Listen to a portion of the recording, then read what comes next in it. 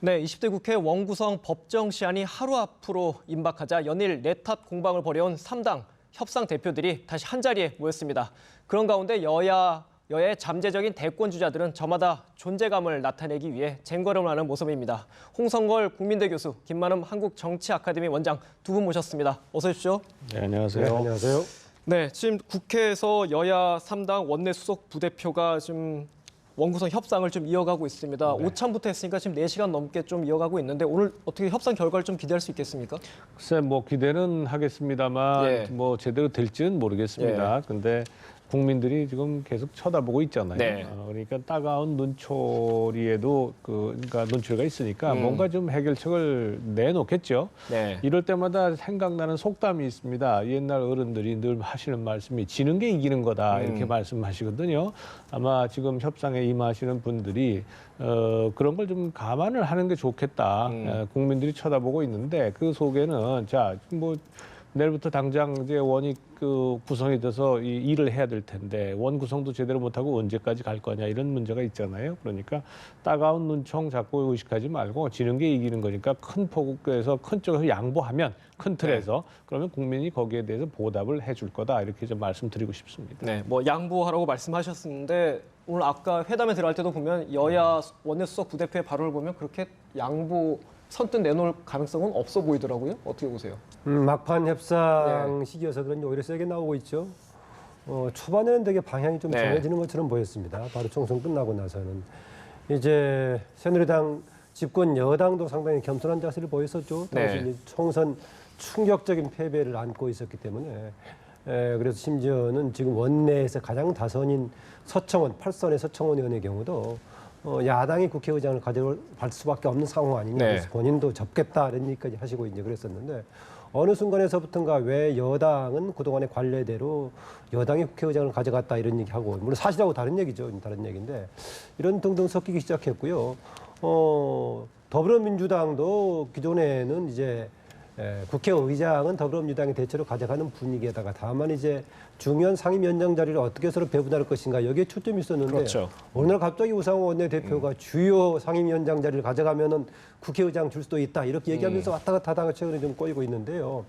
저는 오늘 이제 가능성을 완전히 포기해서는 그러긴 하지만은 어제 그제 흘러나온 얘기를 들어보면은 되게 기한내하는 것을 포기하고 다음 주쯤 가서 되지 않느냐 이런 얘기가 나오고 있어서 역시 좀 가능성을 포기는 하지 않아야겠습니다만은 오늘 회담을 통해서 협상을 통해서 내일 날짜에 맞추기는 쉽지 네. 않아 보입니다. 조금 저희 취재진들 예상보다는 지금 협상이 좀 길어지는 것 같거든요. 예. 뭔가 이거 좀 긍정적인 시그널로 볼 수 있는 거 아닌가요? 좀 그러긴 합니다. 형식적으로 포기를 했다면 일찍 끝날 수가 예. 있겠는데 그중에 하나는 이제 국민의당이 내부의 생각을 가지고 있었는데 그동안에 주요 1, 2당들이 이 문제를 해결하지 않으니까 그냥 제3자처럼 있었다가 보관을 가지고 있다 등등 얘기했었는데 지금 이제 특히 관련돼 있는 더불어민주당 같은 야당 쪽의 더불어민주당에서 보관을 가지고 있다면 내놔라. 같이 섞여서 3자 간에 이렇게 서로 협상을 해야만 결과가 나오는 것이지 양당의 얘기만 가지고 할 수 없는 거 아니냐 이런 것인데 지금 앵커가 지적하신 대로 조금 더 구체적인 논의가 진행되고 있으니까 시간이 걸리지 않나 그런 느낌도 있습니다. 그렇죠. 어쨌든 전체적으로 당장 오늘 협상 결과가 깔끔하게 나오기에는 좀 어렵지 않겠느냐 그런 전망 정도로 제가 이해를 혹시 했습니다. 있다면요. 그동안에 전반적으로 혹시 여당에서 국회의장을 중심으로 여러 가지 상임위원장을 가져가야 된다는 기류가 네. 바뀌어서 다른 원칙을 가지고 혹시 협상에 임하는지 모르겠습니다. 네, 알겠습니다. 국민들이 뭐 마지막으로 한 예. 말만 드리면 국민들이 왜 그러면 새누리당이 선거에 어쨌든 한석이라도 지고 국회의장을 가져가야 되겠느냐라고 하는 것을 설득력 있게 국민을 그러면 설득해 보세요. 그러면 뭐 얘기가 달라지겠죠. 네. 그런데 지금 말씀하신 것처럼 아무런 이유 없이 갑자기 국회의장은 가져가야 되겠다 이렇게 얘기를 하고 또 반대쪽에서는 또 반대로 또 얘기를 하고 앉았고 그러니까 국민 입장에서는 좀 답답하지요. 예. 네. 뭐 달라진 게 하나도 없는데 생각만 달라졌어요. 그런데 근거는 제시하지 않습니다. 국회의장은 누가 가져갈 것 같습니까? 글쎄 저는 뭐 애초에 그 선거 직후에 겸손하게 민의를 수용하는 것 그것이 가장 국민의 네. 눈높이에 맞지 않았겠습니까? 그런 차원에서 본다면 이번 같은 경우에는 국회의장은 이 더불어민주당이 가져가는 게 맞는 얘기죠. 순리대로 한다면. 나머지 이제 상임위원장 쪽에서 좀 그렇습니다. 이견이 생기겠네요. 네네. 원장님은 나머지 좀 이제 시청자분들한테 좀 생소한 걸 수도 있겠지만 나머지 상임위원장 배분 쪽은 좀 어떻게 좀 뭐 협상 결과가 나올 걸로 예상하십니까? 상임위원장이 이제 사람들의 개인적인 판단에 따라서 네. 어느 게 중요한지 다를 수 있겠지만요. 그동안에 되게 중요한 상임위원장 자리를 법사위에다가 운영위, 예결특위 네. 정도를 얘기하고 있었었죠. 여기에 추가되는 정도라면 이제 기재위에다가 정무위 정도를 얘기하고 네. 있고요. 왜 세 개가 강조가 됐었느냐면 아까 제가 말씀드렸다시피 우상호 더불어민주당 원내대표가 만약에 3개의 상임위를 준다면 국회의장 자리를 포기할 수 있겠다라고 네. 얘기했었는데요. 아까 이제 홍 교수님 지적했다시피 국회의장은 어쨌든 간에 여러 가지 서로가 합의가 안 됐을 경우는 결국은 다수의 지지를 받는 쪽이 가져가는 거 아니겠습니까? 어느 한 당이 과반을 차지하고 있다면은 그 당이 마음대로 국회의장을 선출할 수가 있겠지만 한 당이 과반을 차지하지 못하고 있다면은 다른 당이든 뭐 상대방 소속이든 어쨌든 간에 본회의에서 지지를 받을 수 있어야 되니까는요. 과거의 15대 그 후반기의 경우에는 제3당 소속이었던 자민련 소속의 박준규 당시 네. 의원이 의장이 됐을 때는 3당임에도 불구하고 구선에 다선에다가 또 당시에 이제 한나라당에서 대체로 묵인할 수 있는 정도 상황이었기 때문에 됐던 거 아니겠습니까? 네. 그런 상황인데 지금 저는요 이제 더불어민주당이 국회의장을 가져가는 쪽이라면은 일단 주요 상임위 상임위원장. 3개 중에서는 먼저 우선권을 새누리당한테 주는 게 좀 좋지 않겠느냐. 3개, 2개 정도는. 그래서 새누리당이 보기에 법사위가 중요하다고 판단하든지 아니면 운영이든지 뭐 예결특위든지 본인들이 중요하다고 생각하는 걸 먼저 2개 가져간다면은 이 정도 원칙을 정하면 좀 가능하지 않겠나. 그리고 나서 2개에서 5개까지 확장했을 경우에 좀 서로 가져가기 애매하면은 제3의 선택으로서 국민의당 쪽에 우선권을 하나쯤 주는 것도 좀 괜찮지 않나 좀 그런 생각도 해봅니다. 예. 그 사실 그 의장에 대해서 자꾸 이제 122석, 123석 한 석 차이로만 이해를 하시는데 이 그게 아니고 국민의 민의라는 게 뭐냐면요. 여당 대 야당의 그 의석을 계산을 해야 되는 겁니다. 그러니까 122석에다가 지금 그 이 탈당한 7명을 합쳐도 129석이에요. 전체 300석 중에. 그러니까 국민의 뜻이라고 하는 것은 나머지 그 국민의당과 나머지 당을 몽땅 합친 것이 여당이 아니라는 소리 아닙니까? 여당이 아니라는 것이 그만큼 나온 것은 그건 의장은 그쪽에 가져가라는 얘기예요. 그러니까 그 눈높이에 맞추라는 얘기고 지금 말씀하신 그 이 상임위의 배정 같은 경우에는요. 의장이 어디로 가느냐가 굉장히 중요합니다. 거기에 따라서 우선 가장 중요한 그 특위가 이제 법사위거든요.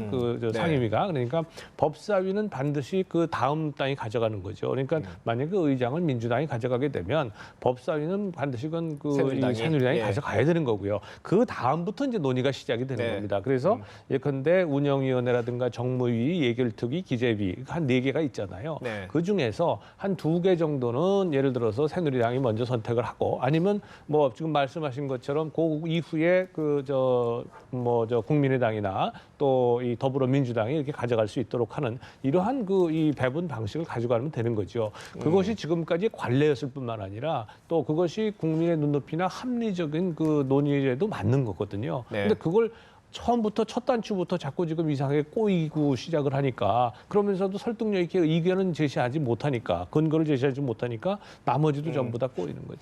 네, 알겠습니다. 어쨌든 뭐 지각개원이라는 여론 비판이 커서 어쨌든 일단 오늘 한번 3당이 모였는데 지금 계속 협상이 진행 중이라서 지켜봐야 할 것 같고 좀 화제를 돌려보겠습니다. 반기문 유엔 사무총장이 이해찬 현재 무소속이죠. 무소속 이해찬 의원을 뉴욕에서 만난다고 해요. 8일이니까 모레죠. 수요일에 만난다는데 어떤 의미로 봐야 되겠습니까? 뭐 일단은 반기문 총장이 본인의 임기 중에 아마 유엔 사무총장 직책을 가지고 본인이 만날 만한 주요 인사를 만날 기회가 거의 마지막이라고 판단해서 네. 본인 참여정부 때 외교부 장관을 할 때 총리했던 이해찬 당시 전 총리가 되겠죠. 네. 만날 뭐 순수한 의미로 해석할 수 있겠는데요. 그런데 뭐 언론이 어떻게 반응할 것인가를 잘 알고 있는 반기문 총장.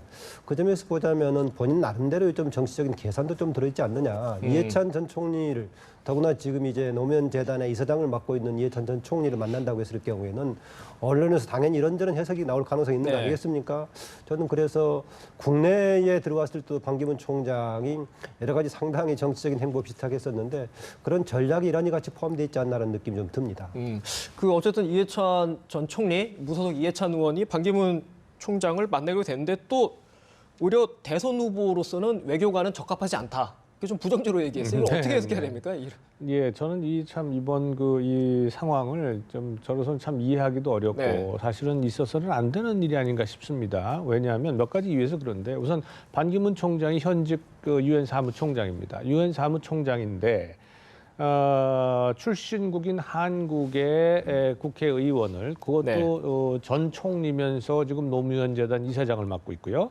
이런 사람을 뉴욕에서 본인이 또 그 요청에 의해서 만난단 말이에요. 그런데 그것도 다른 장소가 아니고 유엔 본부에서 만납니다. 네. 유엔 본부에서 만난다는 얘기는 유엔 사무총장으로서 일을 할 때에 만난다면 가능한 얘기입니다. 그런데 그것이 아니라 지금 이해찬 전 총리, 이해찬 의원을 유엔 사무총장이 유엔의 이슈를 가지고 만날 일이 있습니까? 누가 보더라도 이것은 한국의 국내 정치하고 관련된 문제거든요. 네. 이런 일을 반기문 총장이 한다는 것은 스스로가 자기 자신의 판단에 대권 후보로서 자격이 없다는 걸 지금 인정하는 거하고 똑같은 거예요. 지금 있는 자리에서는 유엔 사무총장으로서의 일을 충실히 수행하는 것이 그게 옳은 일이지. 지금 국내 정치에 개입해가지고 이래저래 또는 혹은 자기의 정치적 미래를 위해서 국내 인사를 만난다? 그것도 유엔 본부에서 사적인 만남이라면은 밖에서 따로 만날 수도 있겠죠.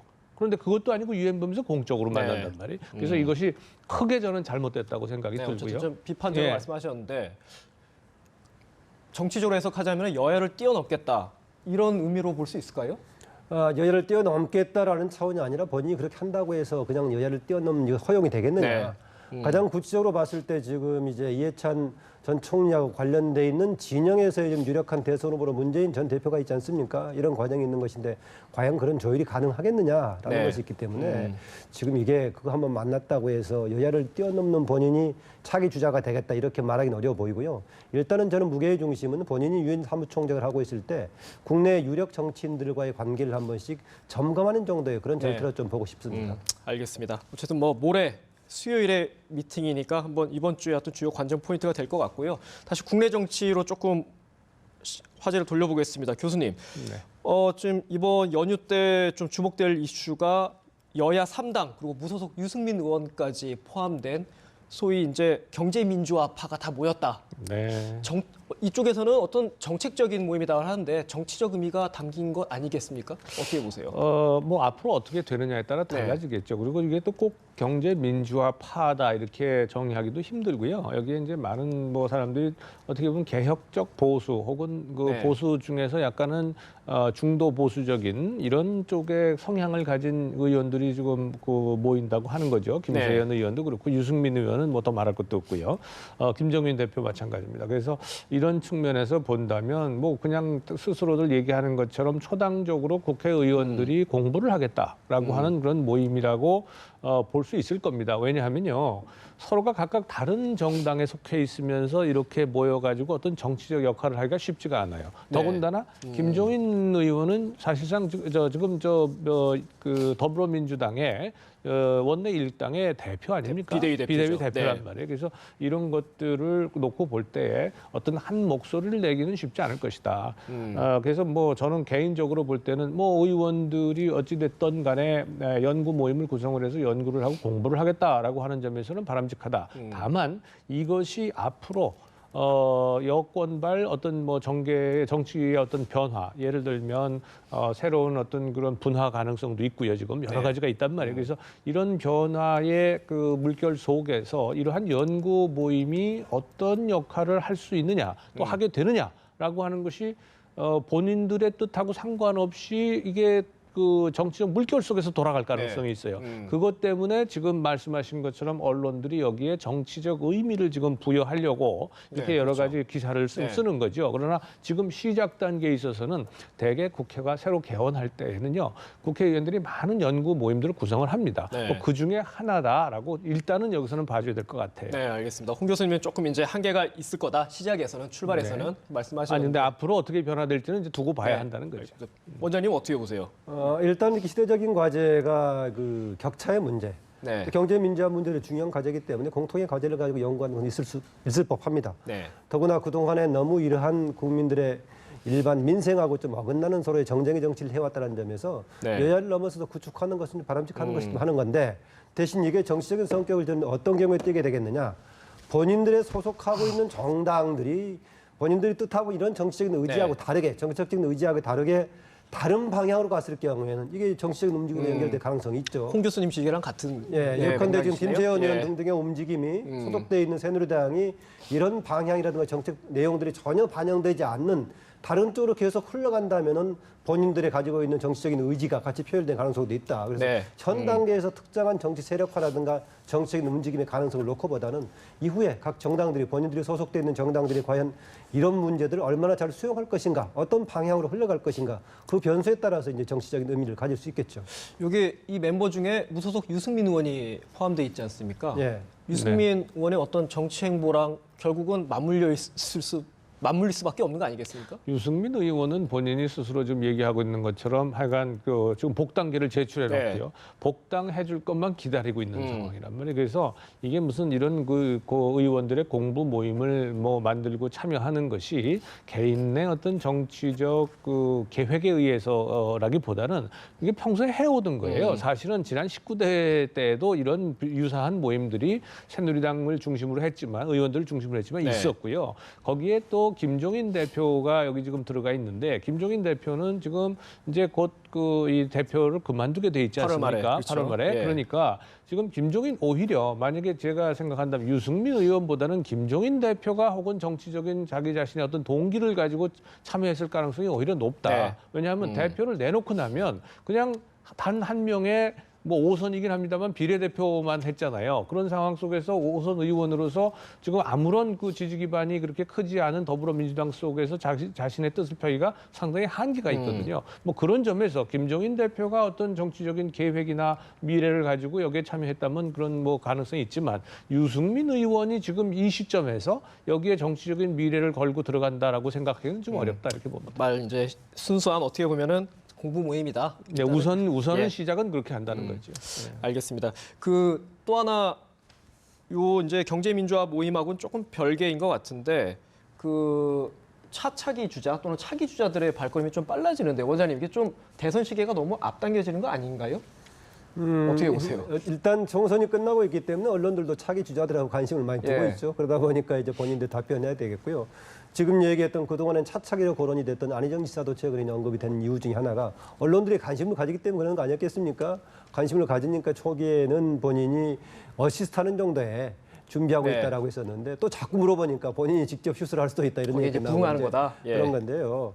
일단 안희정 지사 계속 그런 관련 질문하고 답도 하고 있고 새누리당도 뭔가 좀 정비를 해야 되는 상황에서 광역단체장들 만나야 되겠는데 이전에 광역단체장을 했던 오세훈 전 서울시장까지 포함되다 보니까 유력 주자들 만나는 거 아니냐 이런 해석인데요. 네. 저는 그것은 다음 과제라고 보고 새누리당의 정비 과정 속에서 주요 광역단체장들을 또 당에서 그동안에 중요한 역할들을 했고요. 특히나 당의 혁신과 쇄신 모임이 있을 때마다 활동했던 사람들 아니겠습니까? 그렇죠. 그래서 그런 차원에서 저는 일단은 만난 거라고 보고요. 현재로서는 당의 특히 새누리당 쪽의 유력 주자는 일단은 반기문 총장이 등장한 데다가 기존에 꺼져 있는 김무성 전 대표 정도가 계속 움직임이 있지 않나 이런 정도를 보고 있고요. 야당은 아직까지는 기존의 틀 외에 새롭게 부상되는 사람은 없는 것 같습니다. 사실상 안희정 지사 얘기하고 있는데 아까 제가 말씀드렸다시피 그런 이제 언론의 관심 속에서 본인이 좀 답을 주고 네. 있는 것 같고요. 광역단체장이 만약에 조금 더 적극적으로 움직인다면 분명히 선택을 해야 됩니다. 왜냐하면은 일반 국회의원들의 경우에는 국회의원들로서의 활동 업무하고 차기 주자하고 길을 같이 갈 수가 있지만은 광역단체장은 상당히 새로운 뭔가 선택을 해야 되니까 가능성은 남겨둘 수 있지만 직접적인 행동을 하기에는 선택하지 않으면 쉽지 않다 좀 그렇게 봅니다. 충남지사를 내려놓기가 쉽지 않을 거다 그런 그렇습니다. 말씀이죠 결국은. 이제 정확하게 어느 시점에 가서 정말 그걸 예. 선택할 정도 상황이 돼야지 무게중심을 이쪽으로 쏠리면서 지사직을 유지하기는 쉽지 않은 그런 측면이 있죠. 김부겸 의원은 좀 자유롭지 않습니까? 김부겸 의원의 경우에는 최근에 본인이 상당히 적극적인 얘기를 하고 있는 것 같습니다. 그동안에는 당 대표라든가 차기 대권 관련 질문들 하면 상당히 겸손한 얘기를 했었죠. 본인이 아직 준비가 안 돼 있는 네. 상황이다라고 얘기했었는데 이번에는 6월 중에는 본인의 입장을 표명하겠다라고 얘기해서 일부에서 김부겸 의원을 지지하는 유력 인사들이 어떻게 얘기하고 있느냐. 일찍 당권에 한번 도전해가지고 그래야 본인의 중량감을 높일 수 있는 계기다. 이런 지적을 하고 있어서 경우에 따라서는 오는 8월 말에 있는 혹시 이제 당의 전당대회에 좀 참석할 가능성도 점차 조금 커지고 있는 그런 느낌입니다. 예. 김부겸 의원 발언이 당권으로 말씀하시는데 대권 아닌가요? 그 김부겸 의원이 대권을 직행하기는 제가 보기엔 상당히 어려울 겁니다. 그 이유는요. 본인도 여러 차례 얘기를 했습니다마는 대구에서 천신만고 끝에 이번에 처음으로 그렇죠. 깃발을 꽂았죠. 그야말로 더불어민주당의 예. 의원이 직선에서 탄생을 했어요. 지역구에서. 그랬는데 아니 이걸 그냥 걷어차고 바로 나간다? 그러면 대구 유권자들이 어떻게 보겠습니까? 그러니까 제가 보기에는 이거는 대권이 아니라 오히려 김부겸 의원이 만약에 관심을 갖는다면 지금 현재로서는 당권이 훨씬 더 가능성이 높다 네. 저는 그렇게 봅니다. 그래서요, 전 대권을 겨냥한다고 하더라도 당 대표의 당권을 거치게 된다면은 본인의 무게감도 높일 수 있는 것이다. 지금 당장 하기보다는요. 그래서 당권을 간다고 해서 대권은 포기하는 거 아니다. 뭐 기간도 남아 있기도 하고요. 그렇죠. 만약에 당 대표의 권한을 행사하면서 그동안에 김부겸 의원이 그런 직에 있지 못했기 때문에 본인의 리더십을 보여주지 못했었는데 당 대표를 이끌어가면서 기존에 뭔가 더불어민주당하고 다른 리더십을 보여준다면 새로운 가능성도 보여줄 수가 있겠죠. 그래서 대권을 위해서도 일단은 당권에 도전하는 것은 좀 적절하다 그렇게 봅니다. 네.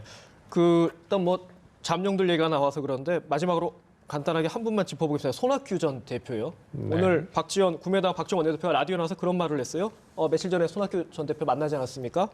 정의와 국회의장을 비롯한 제4 세력과는 손을 잡지 않을 것이다라고 명확하게 얘기했다고 합니다. 네. 그럼 이제 남는 선택지가 더민주냐 국민의당이잖아요. 네. 어떻게 보십니까?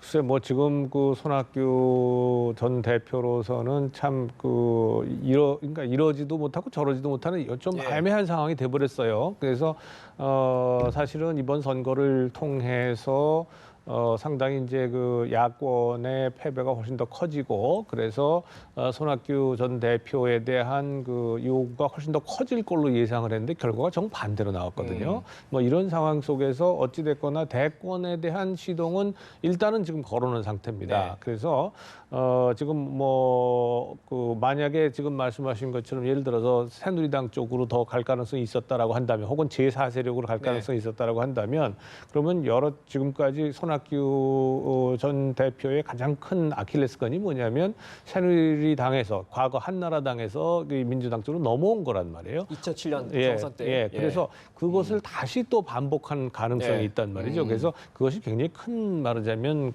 이 약점이기 때문에 제가 보기에는 뭐 지극히 당연한 것은 야권 후보로 나올 가능성이 만약에 나온다면 그것이 훨씬 더 크다 이렇게 봐야 되겠죠. 정의화 전 국회의장과 하지 않는다는 것은 영원히 하지 않는다는 것이 아니라 정의화 국회의장이 주도하는 거기에 본인이 그쪽으로 합류하는 방식은 아닐 것이다. 만약에 정의화 국회의장이 현재의 정계의 재편과 더불어서 움직이는 가운데 같이 간다면 같이 갈 가능성은 있죠. 그런데 지금 정의화 국회의장이 주도하는 거기에 본인이 거기가 삼류에서 제4세력의 한 축은 되지 않을 것이다. 뭐 그런 입장을 해석하는 게 맞지 않나 그렇게 봅니다. 네, 알겠습니다. 오늘 대담은 여기까지 나누도록 하겠습니다. 지금까지 홍성걸 국민대 교수, 김만흠 한국정치아카데미 원장 두 분과 말씀 나눴습니다. 말씀 고맙습니다. 네. 네.